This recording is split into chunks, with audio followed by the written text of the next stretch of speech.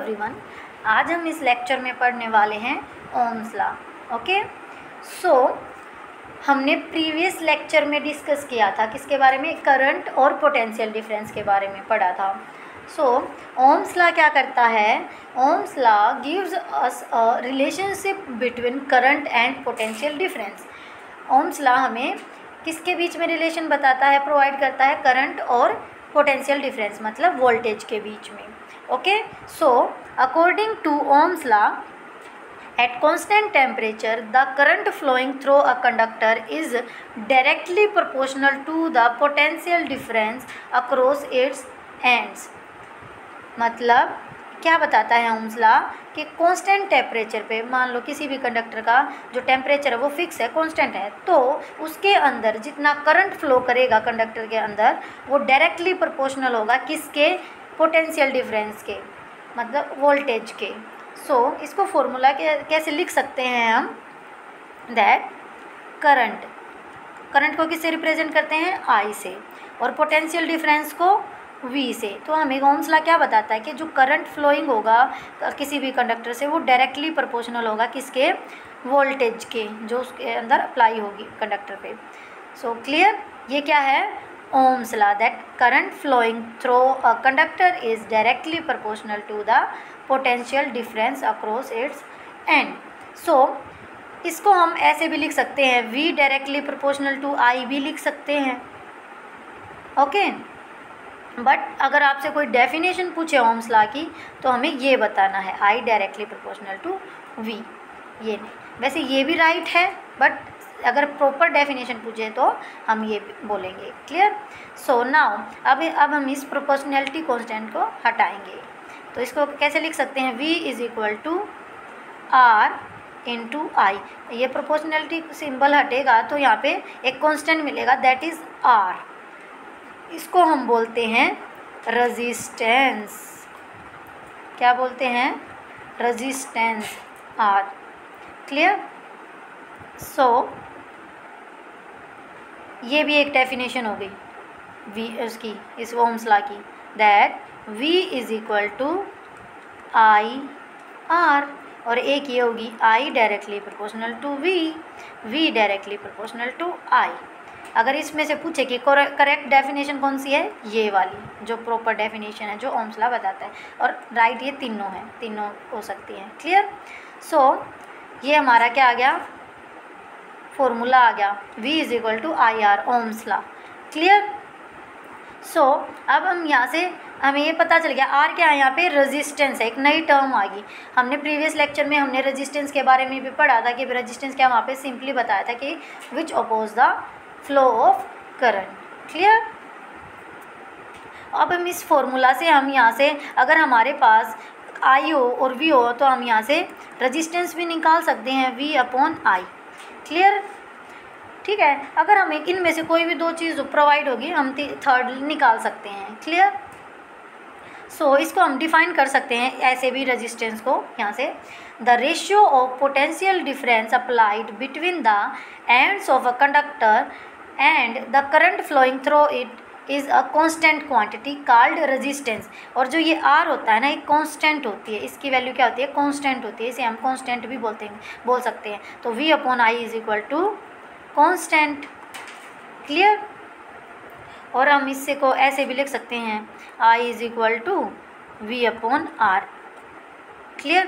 तो इससे हम यहाँ से हम करंट की डेफिनेशन भी निकाल सकते हैं। करंट को यहाँ से क्या है, करंट क्या है, ये बोल सकते हैं कि current is directly proportional to V और इन्वर्सली प्रोपोर्शनल टू R, है ना।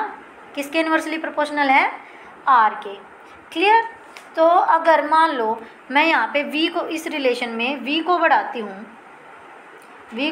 हूँ, सॉरी ये फॉर्मूला था V अपॉन R। अगर मैं यहाँ पे V को डबल कर दूँ, V को बढ़ा दूँ, तो हमारा करंट भी उतना ही बढ़ जाएगा, डबल हो जाएगा। अगर यहाँ पे मैं रेजिस्टेंस को डबल कर रही हूँ तो हमारा क्या करंट क्या हो जाएगा, हाफ हो जाएगा। क्लियर।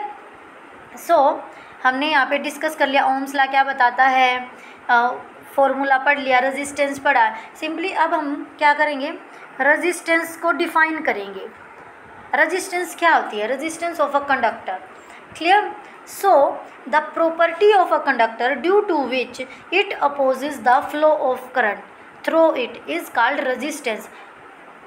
क्या है, क्या बताता है कि ये एक कंडक्टर की प्रॉपर्टी होती है, वो क्या करती है, करंट के फ्लो को अपोज करती है, रोकती है उस कंडक्टर के अंदर जो करंट फ्लो करता है। सिंपली इसको कैसे समझे कि रेजिस्टेंस होती है क्या है। As we all know that electric current is a flow of electron through a conductor, मतलब कंडक्टर के अंदर करंट का इलेक्ट्रॉन का फ्लो होता है, तो क्या करंट भी कंस्टिट्यूट करेगा वहाँ पे।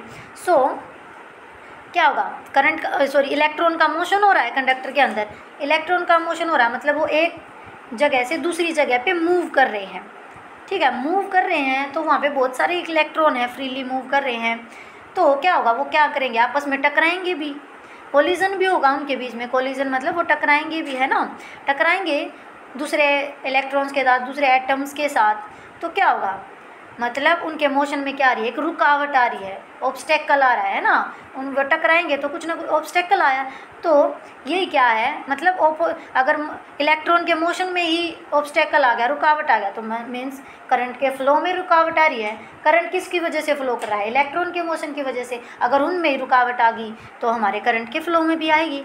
क्लियर है ना, तो समझ में आया। रेजिस्टेंस, इसी प्रॉपर्टी को हम रेजिस्टेंस बोलते हैं, जब इनके अंदर कोलिजन होता है, ऑब्स्टेकल आते हैं, करंट का फ्लो रुकता है।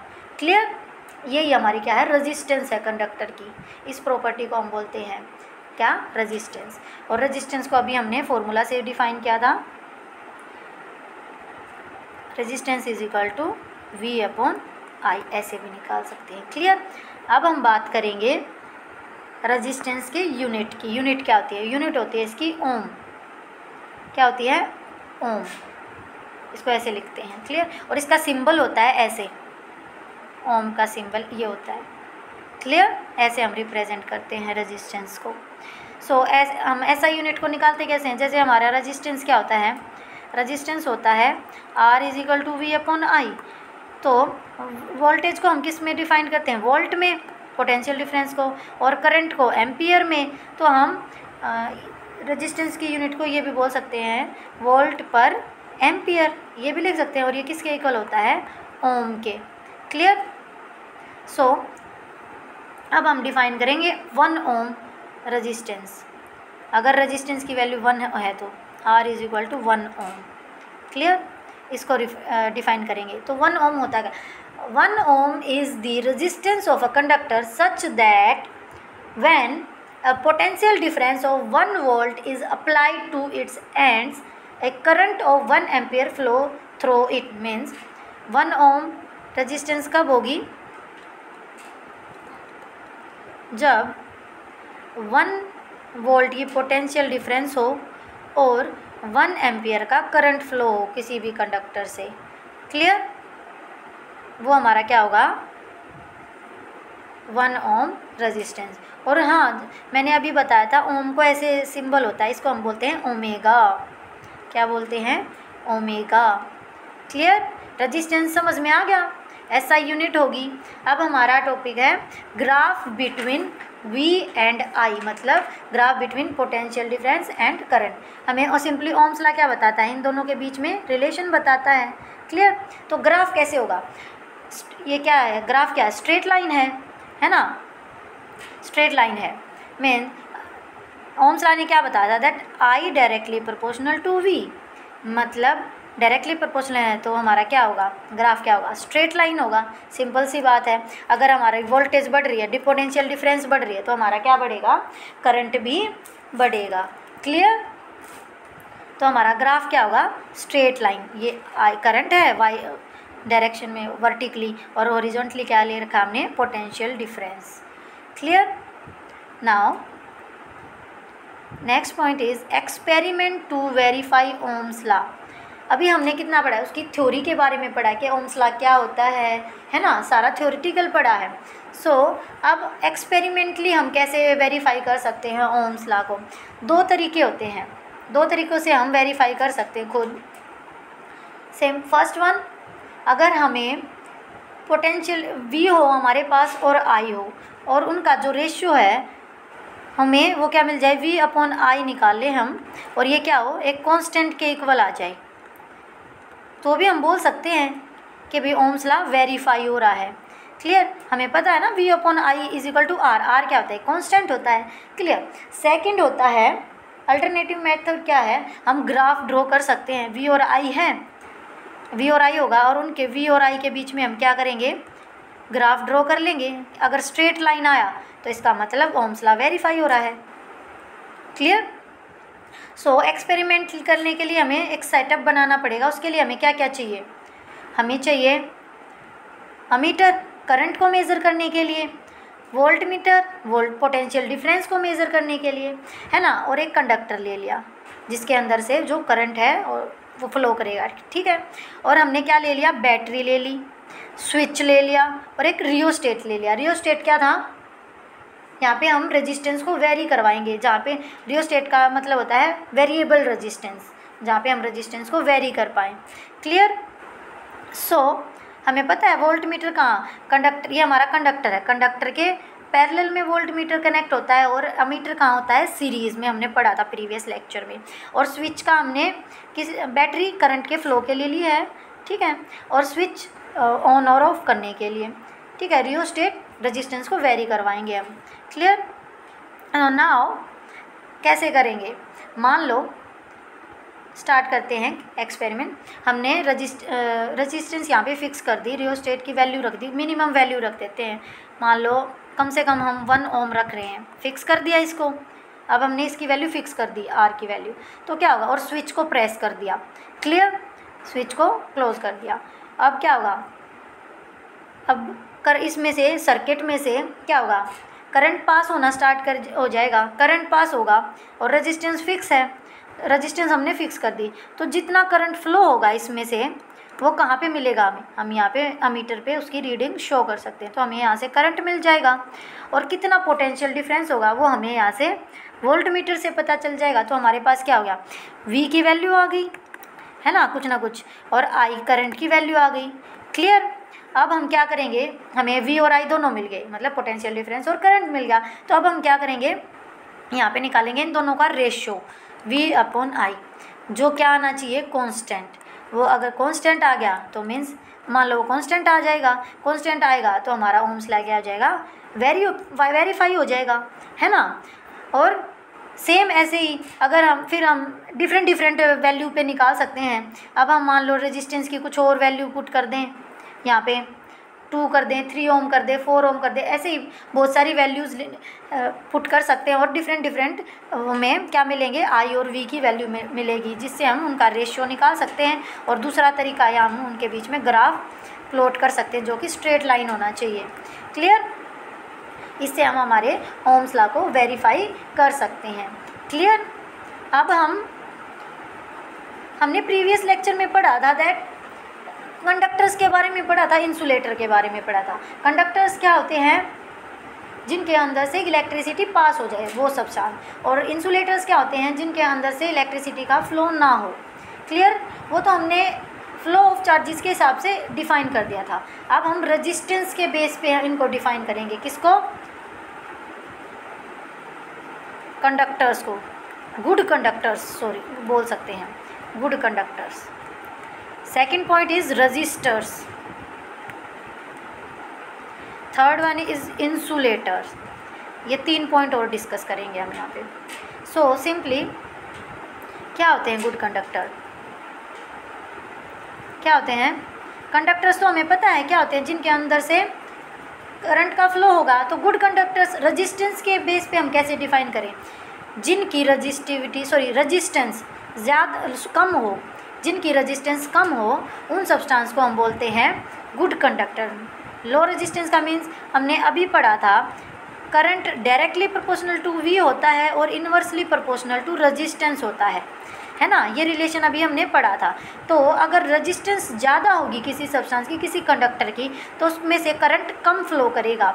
अगर रेजिस्टेंस कम होगी तो उतना ही ज़्यादा करंट फ्लो करेगा। तो कंडक्टर्स क्या होते हैं, उनमें से करंट पास हो जाता है ना, पास होता है, फ्लो करता है उनमें, तो हम कह सकते हैं अगर करंट पास करा है तो मतलब उसकी रेजिस्टेंस क्या होगी, कम होगी। हम बोल सकते हैं दो substance which have very low electrical resistance R called good conductor, जिनकी रेजिस्टेंस कम होती है, करंट का अपोजिशन कम होता है, जिनके अंदर वो हमारे क्या होते हैं, गुड कंडक्टर्स होते हैं। और इसके एग्जाम्पल्स क्या होते हैं, कॉपर हो गया, aluminium, there are so many examples. Clear, ये बेसिक से हैं जो हम ज़्यादा यूज़ करते हैं। क्लियर।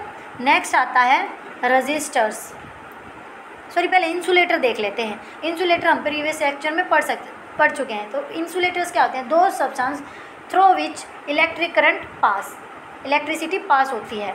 क्लियर। तो रेजिस्टेंस के हिसाब से मतलब उसमें से, सॉरी पास नहीं होती, गलत हो गया, पास नहीं होती, वो क्या होते हैं, इंसुलेटर्स होते हैं। तो पास नहीं होती इसका मतलब करंट पास नहीं होता, करंट पास नहीं होगा तो इसका मतलब उसकी रेजिस्टेंस क्या होगी, ज़्यादा है, बहुत हाई है, बहुत हाई है। मतलब इसी रिलेशन से हम बोल सकते हैं इनकी रेजिस्टेंस क्या होगी, बहुत ज़्यादा है इंसुलेटर्स की, तो करंट क्या होगा, पास नहीं होगा।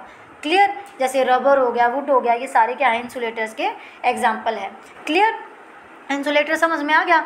अब रजिस्टर्स क्या होते हैं, रजिस्टर्स वो सब्सटेंस होते हैं, दो substance which have comparatively high electrical resistance, comparatively किसके, कंपैरेटिवली गुड कंडक्टर्स के।